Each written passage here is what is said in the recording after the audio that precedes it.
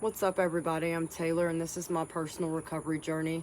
I want to share with you what I've learned that's helped me get to where I'm at today. I want to talk about how the 12 steps has helped me deal with grief.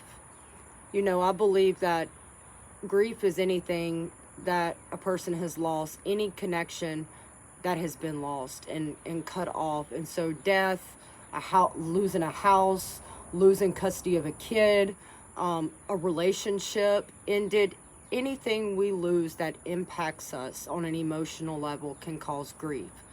So before recovery, I've had so much loss in my life. I didn't know how to allow myself to cry when I would think about it. If I was thinking about somebody that I lost somebody very close to me about 11 or 12 years ago. And when I experienced that loss, I was never the same again. And so in order to help me cope with the loss, I shoved it so deep down inside, I was completely numbed to the loss.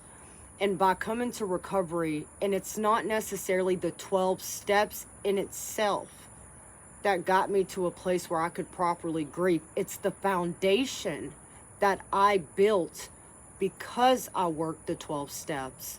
There's a lot of factors that go in to change in general, but there's a lot of different steps a person has to take to build that solid foundation. And what that looked like for me was when I started recovery, I built a solid support system.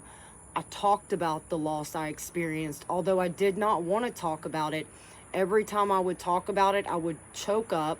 I would hold in my tears the first several months in recovery, and I was very encouraged by my sponsor to keep sharing about it. She said, the more we talk about it, the better it will get, because I went many, many years without talking about this loss because it was too painful to deal with, because I didn't know how to cope with pain. I didn't have the right coping mechanisms to help me cope with pain.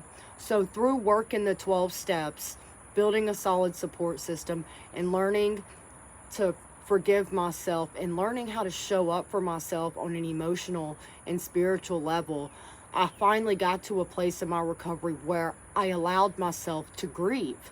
What did that look like for me? So one day a song had popped up, and for some reason I started crying, and I didn't understand why. And I paused and I had to ask myself, what is going on with you right now? The loss that I had experienced had popped in my head. So I screamed, I cried, I did that for an hour, and that's processing.